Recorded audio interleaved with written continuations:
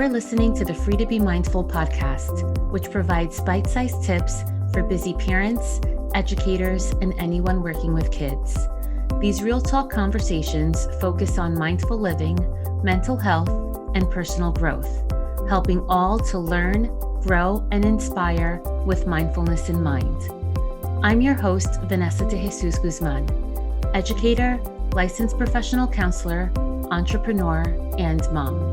I'm passionate about helping folks live life with peace of mind and ease of heart while not losing their, well, you know, here we go.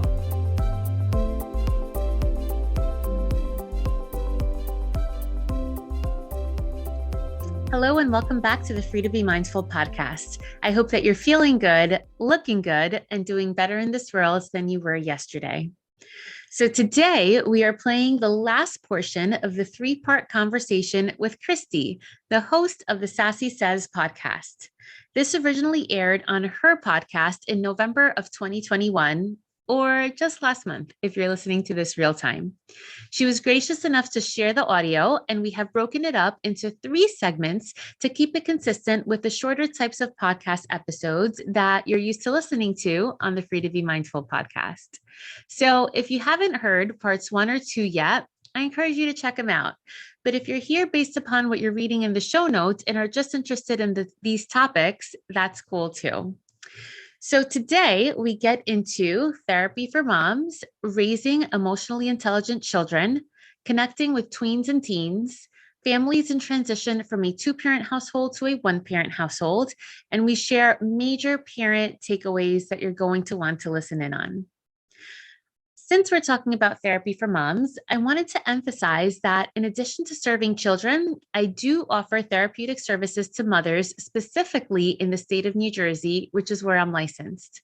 I specialize in working with Black and Brown moms who are seeking help in balancing old school and modern ways to parent while keeping their cultures in mind. I'm happy to share that right after the holidays, Free to Be Mindful is going full time, meaning that there will be so much more availability to see adults during the day. And I'm so very happy and very proud to not only be a full-time therapist, but also a full-time entrepreneur. What that means for you is that in addition to being in the therapy chair, if you are a New Jersey resident, I also offer virtual and free mindfulness classes for kids, parenting and mental health workshops, in-person Amiga Mom social events, a mindful parenting course, which is coming out soon, and of course, the Free to Be Mindful podcast. So much going on. So exciting.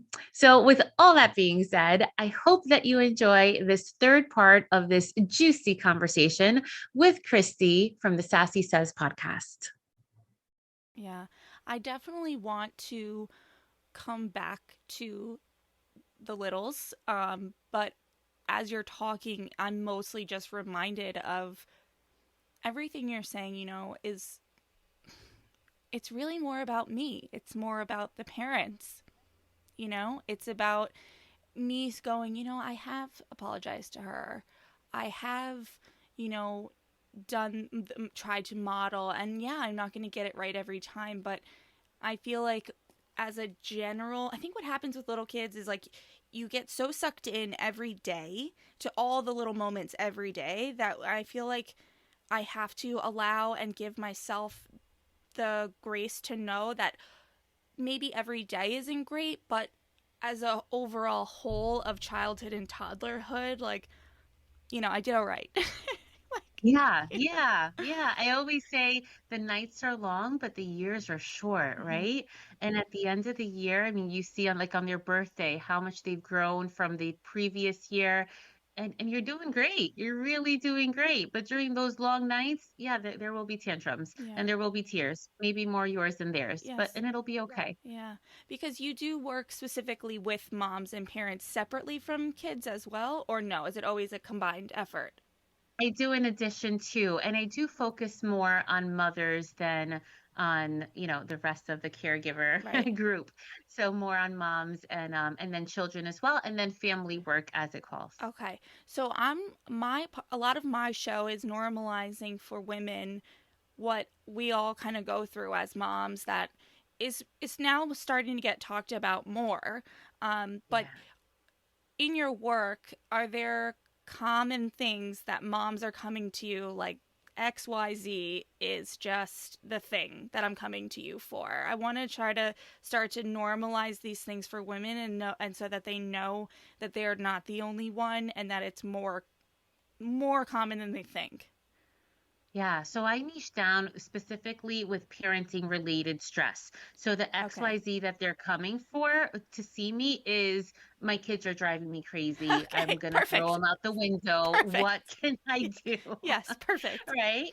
And another layer that I also niche down with is that, perhaps with BIPOC communities and Latino communities of that old school way of parenting, that heavy Mm, hand way of parenting, the way that perhaps the mom was raised versus now, well, this is what books say now, and this is what I know of society now. And how do I find that balance in interesting. between?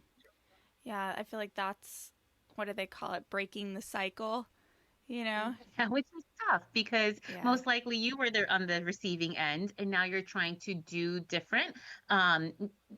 Perhaps do better, perhaps do different. It's just that, our parents knew one way, that's all they knew. Hmm. So they worked with what they knew. But now, because we may know more, we want to do more, and to do better for our kids. And it's a tough, seesaw to be in the middle of. Yeah, I feel like because it's going back to what we said before, it's more about our own feelings as parents. Yeah, the kids Yeah. are driving us crazy, but they're driving us crazy. I mean, partly because bananas are silly, but also because of what they're triggering in us from our childhood, from our experiences that maybe we're okay, we're not okay, and having to navigate that. I mean, I think it's probably the hardest thing to do ever.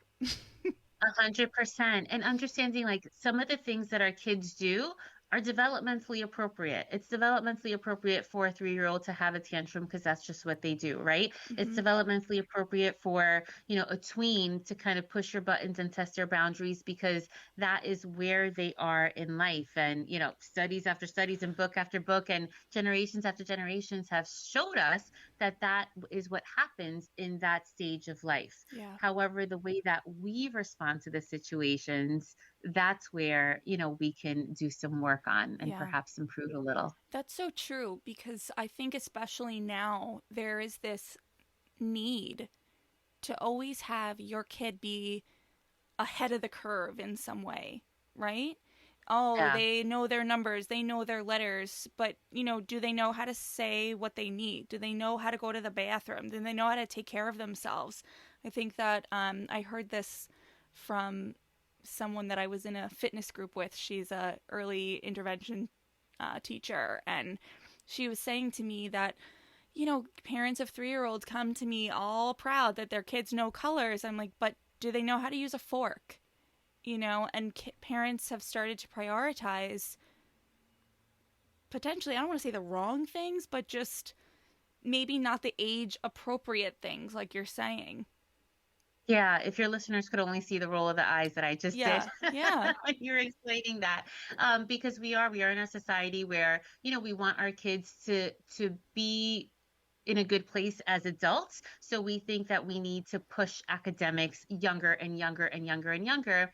But do they have the social skills? Do they know, basic manner stuff? Just the basics that we sometimes assume, oh yeah, they'll learn that. But we really need to explicitly teach, like, when do you say please? And when do you say thank you? All mm, that pre-K stuff, we can still keep going with that as kids grow. That's where emotional intelligence comes in. That's where social emotional learning comes in, so that they have the soft skills are really the big skills yeah. in life, in addition to whatever you choose to major in and then devote your life to. Right, right. I'm thinking too. I have nieces and nephews who are older, in the tweens, teens, getting to be those ages. And I realize I don't exactly know what is age appropriate, and I realize that when one of them looks at me and says something, I'm like, excuse me, like, what did you just say? And I have to remind myself, or I guess I usually take it to my therapist and go, what is happening here? Is this appropriate? And she's like, yes, let it go, But do you have, I guess because that whole phase of life is still coming for me, and maybe just even as an aunt navigating those relationships, can you talk a little about the tweens and teens and what you're seeing now in kids, and I don't know, just anything you want to say about that stage of life? Yes. And so that happens so often, right? Because it seems like when the kids in our lives, perhaps we grow out of a stage, or the kids in our lives grow out of a stage, we kind of forget what happened, like when they were Exactly. newborns and then we're 3 and then 5. So you may have forgotten, like, what is it like to be a tween or teen? But in the same breath, I'll say that what happened to you when you were a teen is totally different than what's happening now, Yeah. because life obviously changes. But then the other so many layers of what's happening in our world, especially with social media and phones that just suck our kids away and Yeah. kind of never give them back to us, Yeah. that changes their whole really life compared to the way that perhaps we grew up, Mm-hmm. right? So I think it's important to really remember that even though you may know or you may remember, it's still not the same. And perhaps the things that a 15-year-old used to experience maybe 30 years ago, maybe now that's what a 12-year-old is experiencing. And not only from the social aspect, but even from the physical. Like, a lot of our, girls are menstruating earlier and earlier now Mm-hmm. compared to way back then. So there are so many factors that contribute to that, and not all of which I know. But it is important to keep in mind developmentally what they go through. It brings me back to a book called Yardsticks, and that specifically talks about children in classrooms, but it lets us know, what they should be meeting, at grade blank, and at Mm. age blank, so that we know what they're going through at different stages in their life.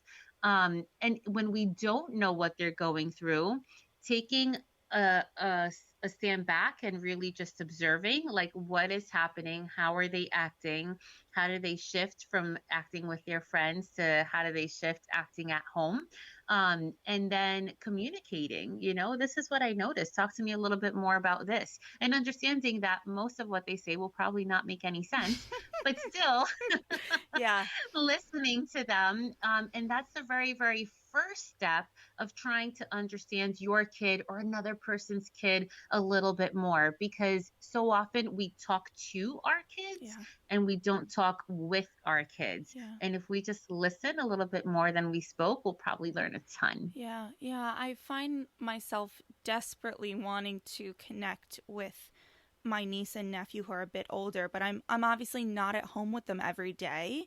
And, me being me, I want to sit down and go, how are you feeling? What's going on? And I'm just like, you can't do that. Like, they're not going to No. respond. I mean, how do you, how, I mean, I don't know if this is just too specific of a question, but how, as someone who's not in their house every day, how could I start to have that communication and cultivate a little bit deeper of a relationship with a kid who's 10 to 16?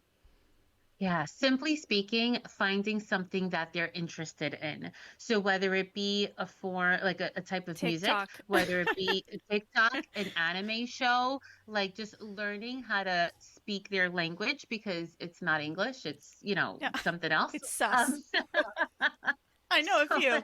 It's sus. There's a bunch of words. I don't know. I'm a chug. seriously, and you're like, wait, what? I've never felt So older than when I'm with my niece and nephew. yeah. Yeah. Yeah. Oh, my clients teach me stuff all the time that I'm like, all right, let me just write that down so I can remember for the next time. And then it changes. So learning how to speak their language and finding their interests so that they can take the expert stance, the expert Mm, role rather, yes. for a change Mm-hmm. than someone else telling them what to do and how to do it. And when you do that, then you've at least hooked them in, Mm. so that then you're kind of cool in their Yeah. eyes and they kind of start listening to you. And then you start that rapport building and relationship building. And then you can go from there. You can't come in through the door and say, you got to do this. And this is why, because Right. it's womp, womp, womp, like Charlie Brown, and they're just not listening. And they wouldn't even know who Charlie Brown is. Probably not.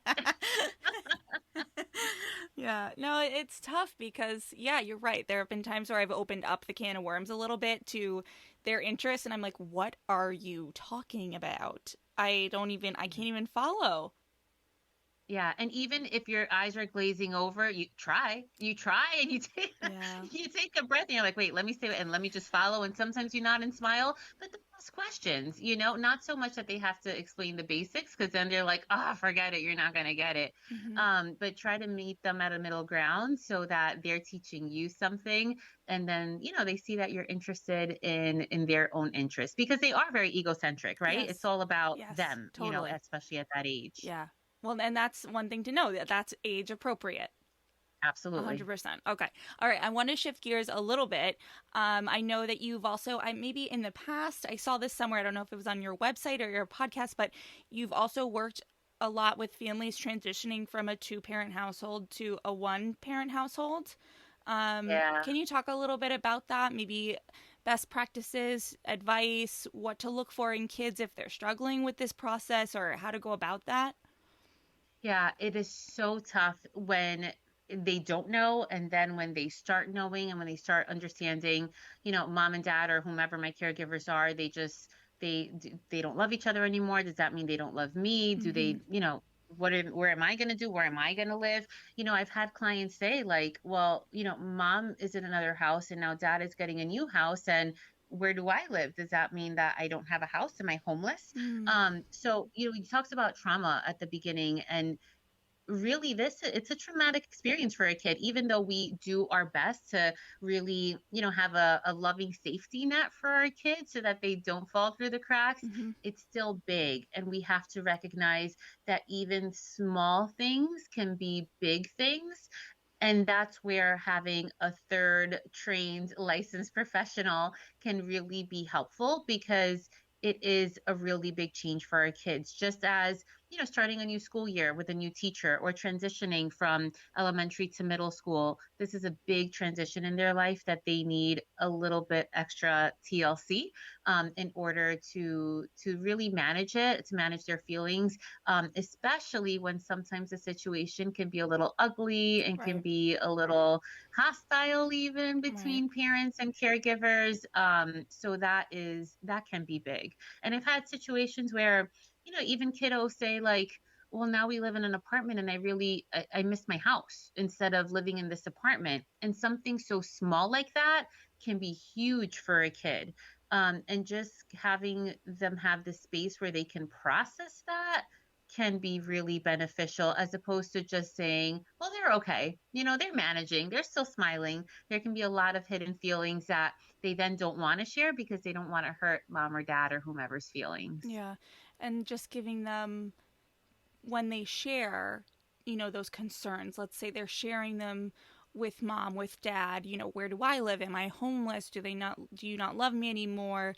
I mean, this, I'm sure, is so different for everybody, but put yourself maybe in the shoes of someone listening going, yeah, what do I say? What do I Yeah. do? We first and foremost want to validate their emotions. And I think as parents and caregivers, we often say, no, but it's okay. No, of course I Yeah. love you. We No, want to that's not what's fix it. happening. Yeah. Yeah. And once we do that, then unknowingly, what we're doing is just striking, right? Erasing everything they just said. Yeah. And we don't want to do that, because then the child doesn't feel heard. And then they'll start bottling stuff up inside instead of sharing it, Mm-hmm. because that was their chance and now they were, shut down. So as soon as they say anything, even saying like, wow, I didn't know that, or, oh, that must be so hard. Tell me more, just so that we validate it and then take it from there. We never want to shut them down. I feel like it's the same as with adults. Like, Yeah. as you're talking, Right. I'm even, of course, thinking of myself and going, yeah, when I'm just venting, I don't want to hear from my husband or from a friend be like, oh, well, just do this. It's like, no, I just want you to Yeah. meet me where I am. Yes. Yeah. Yes. Yeah. It's huge. It is. And I think, I don't know why we do that. I think we just severely underestimate kids. Yes. Oh my goodness. 1,000%. We forget how smart they really are. And We also intuitive, forget how, right? yes, and how resilient they are. Like, they Yes. can overcome, but they need the right supports. Yeah. Our kids are amazing. They really are. Yeah. Yeah. I love how you like they can't see you smile as you say that, but it's like you really are put on this earth to help kids and it just exudes from your pores. It's just Oh, all your energy is it's just so fabulous. I feel like I don't even know what I would bring my kids to you for yet, but I'm like, yeah, they're going to see Vanessa. we can just play. Just hang out. Oh, Just like take some of your thank you, energy though. cuz I'm like right now they're just getting burnt out COVID mom from me energy. Like I'm just done. And trust me, I mean, my kid has gotten that version of me too, Yeah. and sometimes, and he'll tell me, he's funny, he's 7.5 now, but he'll tell me like when I'm losing my cool and when, going around and yelling and why isn't this stuff in the laundry basket, like basic stuff. And he'll say like, Mommy, you got to stop, take a deep breath, breathe with me, Mommy, breathe with me. Remember Oh mindfulness. And I'm like, is your mom? Where'd you learn this stuff? I always stress I am not perfect and we all go through it, which is why I am so big on sharing the reminders to have grace and compassion for yourself because my. it's really the hardest but most rewarding job on the face of the planet. Yeah, I can imagine that being such a bittersweet moment of just, gosh, I've really made such an impression on my son, but also like, listen, I don't want to be mindful right now. I just want to vent. It's beautiful and annoying all Yeah, at the I'm same sure, time. I'm sure it is. Well, Vanessa, is there anything that you would have wanted me to ask you that I didn't? Anything that you would want to touch on? Oh my goodness, that's a loaded question. I know I your work is it's even the questions that I did ask you, there's so many different avenues we could have gone down, but maybe specifically to your, I don't know, you as a person, as a businesswoman, anything. I think, well, first, advice for just parents Okay. is again, understanding that even when you don't think so, you're doing an awesome job. Mm, And understanding that our kids need more than just a roof over their heads and food on the table, that they need you emotionally as well, not mm, just the physical needs. Because that's something I hear a lot from parents I work with is, but they have everything they need. Why are they sad or why are they anxious? ah, And it's because they need more of us. mm-hmm, So that's a big kind of life tip. Another one is regardless of how old your child is, take the time to play with them. I think we underestimate how powerful the tool of play can be. And it's obviously easier when our kids are, building with Legos on the floor. But even if and my kid is now trying to explain Minecraft to me, and oh my God, I don't really have interest in Minecraft, but I sit there and I smile and I do try to learn, even though my Super Mario brain only works in 2D in one direction and this whole 3D world is too much for me. But I'm sitting there and I try to soak it in to then, like, maybe, with an older kid, playing dominoes or Unos or whatever it is, but just spending time with your kid is so much more valuable than just providing for your kid mm, in a physical and in a materialistic sense. And we that can't be changed, like yeah. that's just so, so, so, so And it deep. doesn't have to um be extravagant, you know? right. Yeah, that's what I'm Yeah, hearing from yeah, you. It those can be just experiences are just so dinner. much more than, yes, Yeah. yes, that's so much more than just a thing that you buy them at, you know a store, not Toys R Us because it doesn't exist, but Amazon, wherever. Yeah. So that's something that I'd like to share with parents, just, like world parenting tips. And then knowing that therapy is just so beneficial, so helpful. And you don't have to share with anybody if you feel uncomfortable. But if you did, you could probably be making such an impact in somebody else's life Mhm. without realizing it. Mhm. Because I think it's something that people are so scared to talk about. 100%. And it really is okay not only to seek help for your kids, because I think we would do anything for our kids. And more often than not, we put them before we put ourselves, but it's important that we put our needs in a priority state as well. Mhm. So whether that is speaking to a life coach, speaking to a parenting coach, speaking to a therapist, seeking help is okay. Mhm. And we all go through our moments, but we will rise again. Yeah. Yeah, I'm so glad you said that, because I think that it's human nature, in to some extent, to want the okay from someone, right? I mean, our we work towards just getting that for ourselves, but we do often want the approval, or the sort of, I don't know, the okay to say, if I look at Susie and I go, yeah, you know what, I'm going to therapy, she might go, oh, Christy goes to therapy? I guess I could go to therapy too, you know? So Mm-hmm. I'm so glad you Mm-hmm. said that, because, it matters, and people need to hear that the seemingly totally put together on paper people are still seeking help and are getting it in the form of therapy. Absolutely. Yeah. Yeah, I have a therapist and I love it. And it helps me, just do better. Yeah. It's like Yeah, a check-in. It's just, it's kind of like being absolutely. mindful for an hour. Really, without interrupting of mommy, mommy, mommy. Or judgment or fear, Yeah, and just yeah, letting it all hang out.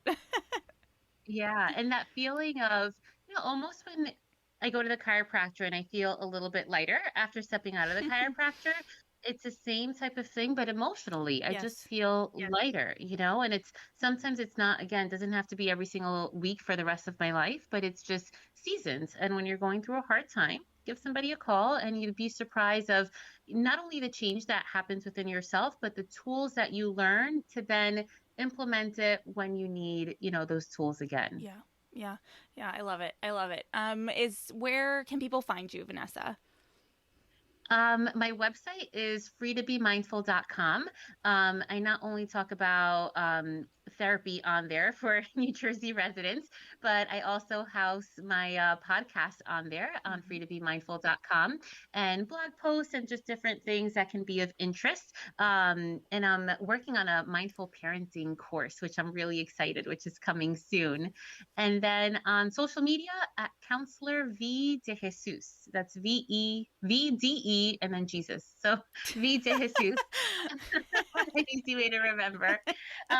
And I talk about all types of things, whether it be kid stuff, parenting stuff, and mindfulness, of course. And I encourage anyone listening to go to your website, because you have quite an offering of support groups and different ways of connecting with you that aren't necessarily just straight up therapy, since, maybe not everyone lives in New Jersey, which I don't know why they don't. It's the best place ever. But there's ways to connect with you and find support through some of the groups that you have there in your different outlets. So anyway, Vanessa, Thank thank you. you so much for joining me. This was so great. I asked probably a couple of too many questions that specifically related to me, but I had you here and I had to ask them. So thank you so much. It's been my pleasure. Thank you for having me. This was so much fun. So, of course, I'm thinking about the kids who are fortunate enough to work with Vanessa, but really, I am thinking so much more about their parents. I mean, I can imagine taking my kid to a therapist and it being Vanessa and just thinking, jackpot. I think it says so much about her that she has an entire page of her website dedicated to helping the kids understand who she is and why she's in their lives and what they're even doing there. Her combination of educator and therapist is just magical, and I think it's great. I am still smiling and laughing after listening to that conversation. So many laughs and what I call real talk conversation, because we keep it real. Many, many thanks to Christie again for sharing the audio.